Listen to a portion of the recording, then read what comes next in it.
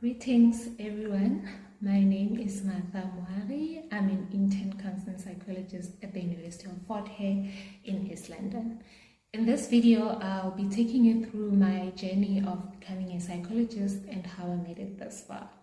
My psychology journey began in 2017 when I enrolled for a higher certificate at UNISA in order to get admission for the BA degree because I passed my matric with a diploma. So post completion of the higher certificate, I then managed to enroll for the BA degree, which I successfully completed in 2020. In 2021, I enrolled for the BA Honours in Psychology at UNISA. I've always known that I wanted to go the professional route in psychology, and that is pursuing a master's degree. You're often told that it's not easy to get in, especially if you're applying for the first time. People tell you to wait and whatnot, you must have volunteering experience, etc. So I started applying as soon as applications for the year 2022 opened. While at that, I sought a mentor on LinkedIn. I initially wanted to apply for clinical psychology, not that I had explored other categories, but for me, being a psychologist meant being a clinical psychologist.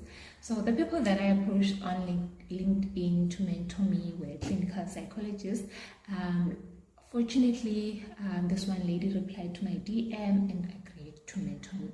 I was so excited because then everything was working out accordingly. There was also a gentleman who assisted with answering my questions here and there. So as I was applying to vets and applications were closing in a few days, I then realized at the very last stage of my online application that I had to submit a departmental application form. I did not even know what that was. I reached out to my mentor and also got assistance from the Cognition and Core page on Instagram. At that stage, I left the VETS application because it had closed already, and I was rushing to apply at University of Western Cape and University of Free State, which were closing in a few days as well. Mind you, when you're applying and you have to submit the departmental application, it has autobiographies, motivational letter, referees. So just to take you through what a departmental application looks like or what it is. It differs according to different institutions, so they use it to get to know you better as a candidate. It usually entails a personal details form, autobiography, motivational letter, brief research concept, academic records, and referee forms.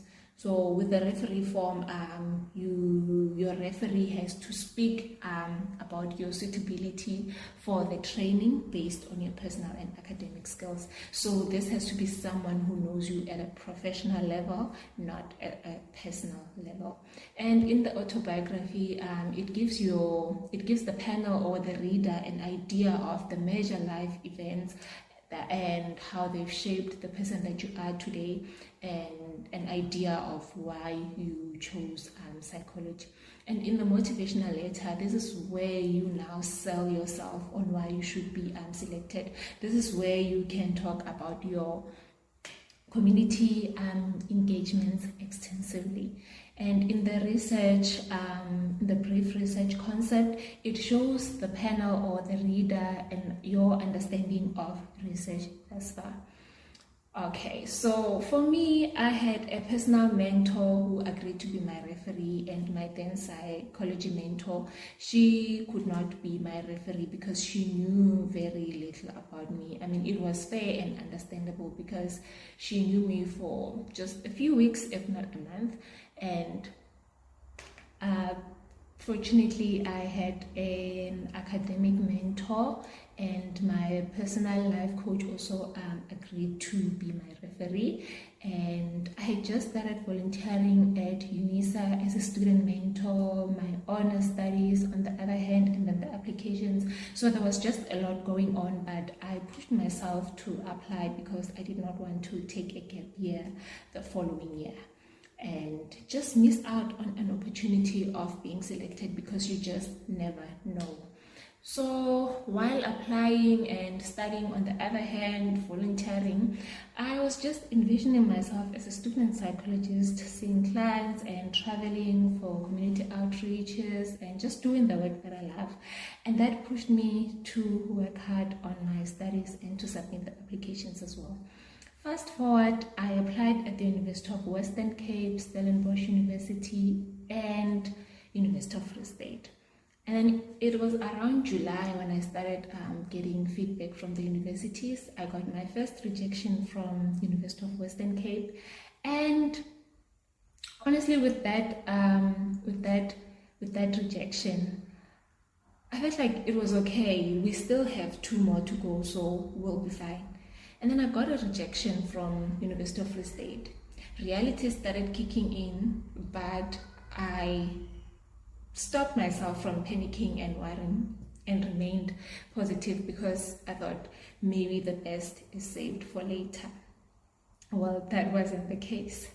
I got my last rejection from Stellenbosch and it was game over. That meant no masters in 2022.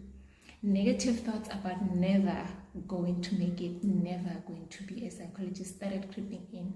It felt like that dream of being a psychologist will never come to pass. However, my family was very supportive. They were very supportive. They reassured me that it is not the end. I'll apply again in 2022 for 2023, and I should just focus on my studies and everything shall work out. I was so grateful to have them on my side, and as I was going through this difficult patch, they really helped me through and ensured that it was not the end, and I believed that, and it really helped me to get through or to get over that rejection. So being on LinkedIn and Instagram and seeing other student psychologists, interns sharing their journey, it really inspired me. I started networking a lot, interacting with a lot of them, asking questions, and just to prepare myself, for the journey. So during this time, I invested most of my time in self-development books. So I read self-development books just to know myself more, enhance my personal and professional skills. I also went for career counseling just to see if psychology was for me and to explore my options in the psychology field. The results motivated me to continue, as it was confirmation that I am in the right field. For me, career counseling was very helpful in the very beginning of my journey. So post-matric, I went to the UNISA Directorate of Career and Counseling Department. The counselor helped me on the steps to follow when applying for the psychology degree, and given that I passed with the diploma, I had to go through the higher certificate route, and this is where I learned that in order to become a professional psychologist, you have to do your master's. And I was aware of the fact that they only take a few students per category and per institution. However, I still persisted and insisted that I wanted this degree. So the career counseling then was very beneficial because I pursued the degree knowing a bit of what it takes to qualify as a professional registered psychologist. And so as I was facing these difficult times, I knew that seeking help will definitely help, and it did. I also invested my time in volunteering as well. So with the COVID-19 still in place, I did most of my volunteering online. I wrote articles about mental health awareness for an organization in Philippines, and I decided to apply for the MA Masters in Research, just so that I do not take a gap year in 2022. And I applied for PGCE as well. So one day, as I was sitting at home with my mother and my sister, we were having a general conversation, and we kind of had a disagreement here and there. And they both asked if I will be able to work with clients in a psychiatric hospital, because we know that everyone associates psychology with working with clients that have severe mental health issues or who are psychotic, and which is what clinical psychologists focus on more, especially in their training given where they do their practicals and internship and some in their conserve. So they asked if I would survive. I immediately gave a response that I would manage, right there and there. I gave them a response that, yeah, I would manage. In my mind, I was like, why not? I would manage, right? But to my surprise, that question stuck in my mind for quite some time, and it had me thinking, was I completely honest with them? Can I actually do this? Am I cut for this? And in that, I meant clinical psychology, given the context of work where they work mostly. And then as I was in this dilemma of not knowing which category to specialize in now, then I started questioning myself a lot. I reflected on what clinical psychologists do. Will I be able to handle it? Will I survive in working in a hospital? But as a clinical psychologist, that meant seeing clients with severe mental health disorders, seeing clients that are psychotic, out of touch with reality. I just did not see myself doing that. And I did not see myself being able to cope with clients of that nature. I asked myself if my introverted personality and calm nature would manage in that setting. And the answer that I kept getting was no. I went back to LinkedIn, and as I was scrolling, I came across a counseling psychologist to be my mentor, and she agreed. And as I was now in the middle of my final honors exams, I asked if we could start after exams. Soon after writing exams, I received a rejection from UJ for the Masters in Research and from all the other institutions where I had applied for PGCE.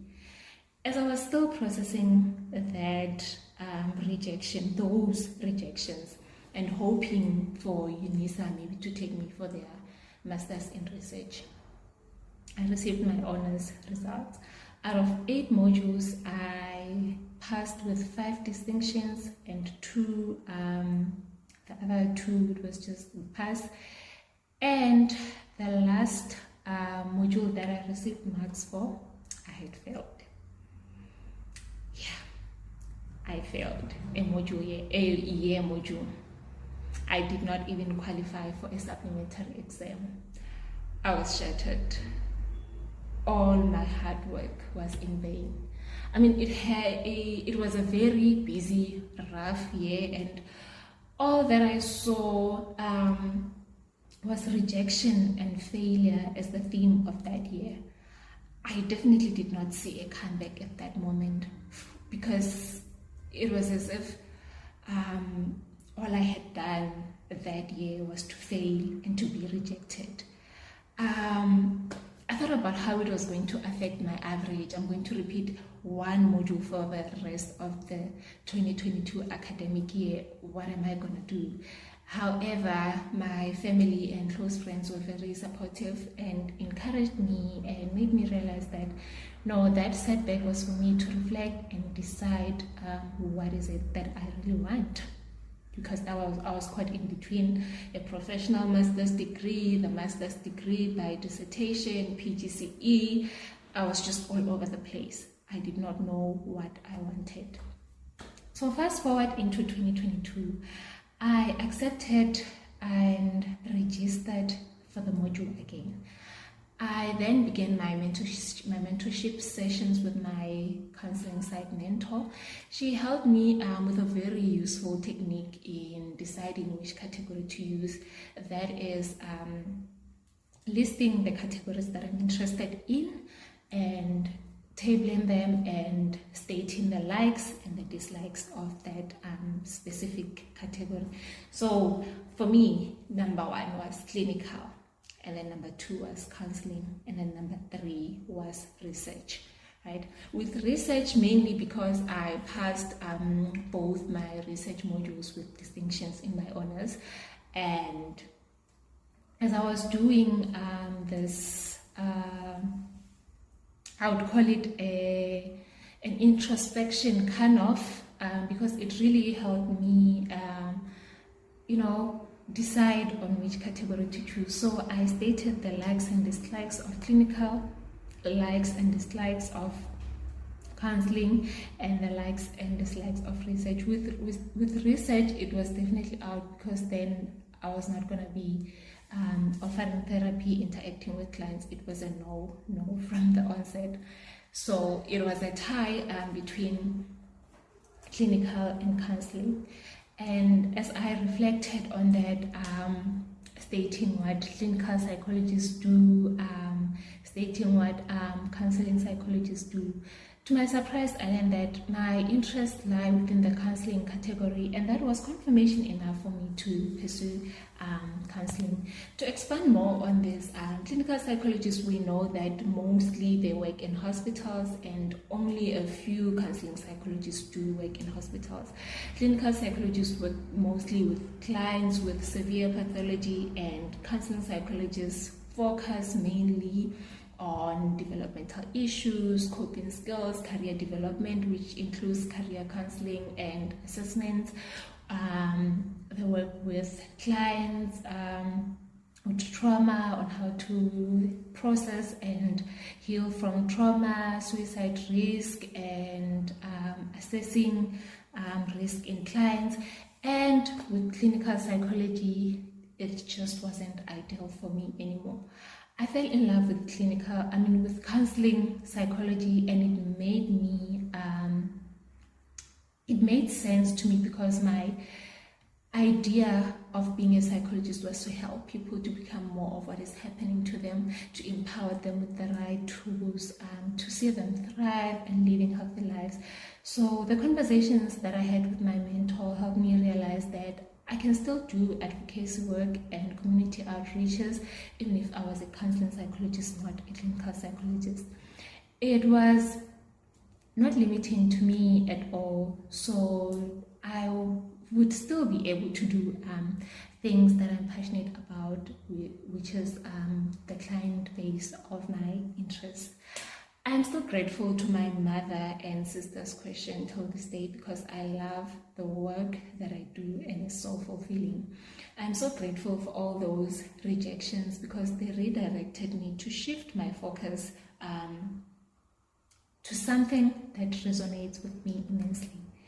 I continued volunteering online, attending self-awareness workshops, self-development workshops on relationships, how to understand relationships, self-care, workshops on master's applications, on how to prepare for master's applications, the do's and don'ts, what to look for.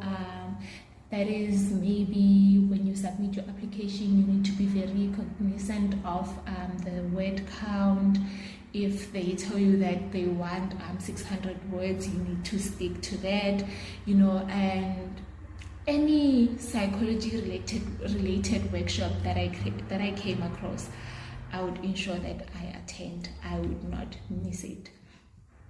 So applications opened in 2022 for the 2023 academic year, and at this time I felt ready with all the right resources, because I had my mentor who assisted with the applications, and I asked for help from anyone that was willing to help in terms of the applications do's and don'ts, what to include in an autobiography, what not to include, what to focus on, how to structure it. It has to be in a logical manner. Everything has to flow logically, doesn't have to be here and there, So I applied for counseling psychology at Wits, University of Free State, Nelson Mandela University, University of KwaZulu-Natal and University of Fort Hare. With this one, I was later informed in the year that the program was discontinued for 2023. So that means we were working with 4 institutions. So, this time I was confident that I did things the right way. I had referees in the psych field, and it was time for feedback from universities. I got my first rejection. Again, it's happening. My first rejection from University of Free State, followed by a rejection from the Wits. I sat and asked myself if this journey was really for me. Because then why do I keep getting these rejections? Or maybe this is how it is because we know of people who have tried and then got in at a later stage. So this is what happens for everyone. But then there are those who get, accepted first attempt. So what was really happening? What could be the reason this time around? But then again, I had a plan B, which is MA Research and PGCE. I also had another plan, which was a postgraduate diploma in HR, mainly because I believe that as I would one day love to open my private practice, then it will come in handy.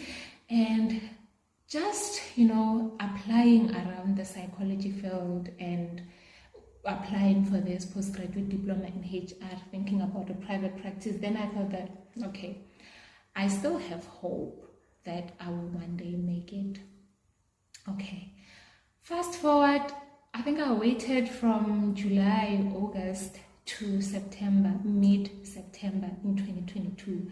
No communication from the other universities. In September 2022, I received an email from UKZN. Trust me, I did not finish reading that email. As soon as I saw the subject was invitation for selection interviews, I was so thrilled, and I knew right there and then that I was gonna make it into the 2023 master's cohort. I told myself that every day. That is how I approached the selection preps, with the mindset that I was prepping to get in. I sought for help as much as I could, and I'm grateful to everyone that shared their knowledge and experiences in this regard till this day. So I had always screenshotted selection tips or selection prep tips from Instagram or LinkedIn. So I visited those screenshots on how to prepare for a role play, how to prepare for a category interview, how to prepare for a group interview, how to prepare for a research interview, how to prepare for a case study. Luckily at UKZN, they gave us an outline of what to prepare for. So I had a group interview, I had a research interview, I had a category interview, and I had an internship interview. So the first 3 were in a day, and the last one, the internship interview, was done the second day. So the selection process was done over 2 days. So this opportunity,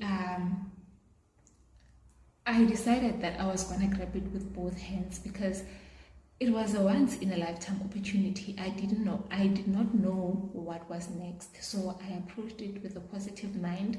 Although I was nervous and super anxious, I attended my therapy sessions, and they were very helpful in easing my nerves as I was preparing for the selections. A few days before attending the UKZN interviews, I got a call from Nelson Mandela University inviting me for selections. I was so excited. The lady on the phone could tell, and she noted that, because that was confirmation that I am going to be a psychologist one day, and counseling was the right choice for me because first time applying, and then I'm invited to 2 institutions for selections. So it also made me believe that 2023 is definitely my year. So both universities, I'm glad that they sent the activities that you could prepare for before you attend the interviews. So at NMU, I had a role play, and it was also done over 2 days. So the first day, I had a role play, and on the second day, I had the panel interview where I presented a family sculpture, talking about my family. There were also questions about research. As I was waiting for the results, I felt like I did not do well in my research activity at UKZN, and that it would affect me negatively. So waiting for the NMU interviews helped me stay positive, because I felt like, okay, if I don't make it at UKZN, then I can always make it at NMU. I felt like I did very well at NMU compared to UKZN, as I was just comparing both interviews, and as I was waiting, the scenarios that were playing in my mind was me being selected at NMU, and I started picturing myself in PE. The waiting was very hard, checking emails every day, jumping as soon as my phone rang, thinking it's one of the universities. And again, my family was very supportive, and they believed in me so much, and that kept me going and very positive. On the other hand, I was stressed over my honors marks. Like, what if I fail again? And now I'm a step closer to achieving this goal, but what if something goes wrong? On the 2nd of November 2022, I received an email from UKZN again. I did not finish reading that email because the subject was acceptance. I don't even remember it was acceptance, but I just saw acceptance and I cried before I could even read the email. I mean, we made it into the top 6 out of 96 applications, so we were told at the selections. Out of 96 applications at the UKZN PMB campus, 16 candidates were called for interviews, and I was part of the top 6. That was a surreal moment for me. I was so proud of myself for making it that far, given the detours, failure, rejections, and self-doubt. I was just so grateful that finally I'm going to be a psychologist. A few weeks later, I received a rejection from NMU, and trust me, it didn't matter at that time. I mean, I had secured a spot, and for me, what I wanted was a spot so that I can pursue this degree. However, I was worried. A spot secured, but what about the marks? Do you have your honors degree? What if I fail? And I couldn't afford to lose the opportunity. I prayed for a miracle, and only when I received my results, I had passed. Fortunately, reality kicked in that I'm going to be a psychologist. So my moral of the story is that my rejection was indeed a redirection. Till this day, no university has ever accepted me for their MA research, the Master's by Dissertation, or even PGCE. But I was accepted for Counselling Psychology first time applying. And yes, I know that our journeys are different. Some are accepted into the same program they've been rejected for so long. So the moral of the story is to never give up on your dreams. Yes, there will be these rejections, disappointments. They are there to shape us, prepare for the future. I drew strength from this quote from the leader who had no title by Robin Sharma. That is, getting lost along your path is a part of finding the path you're meant to be on. Meaning that if you're lost and undecided on which route to take, that's an opportunity for you to rediscover yourself, introspect, find out what it is that you really should be doing. The second one is lives had to break you so you could rebuild better. I believe that life broke me then, and I went back to the drawing board and I rebuilt 10 times better. So my final message to you is, if you are currently dealing with rejection, let it be an opportunity for you to reflect, self-introspect, seek help with the applications the next time that you'll be applying. Take a break from applying if needs be. Seek support, family support or mental health support, therapy, and just remember that your dream, it is valid. Thank you.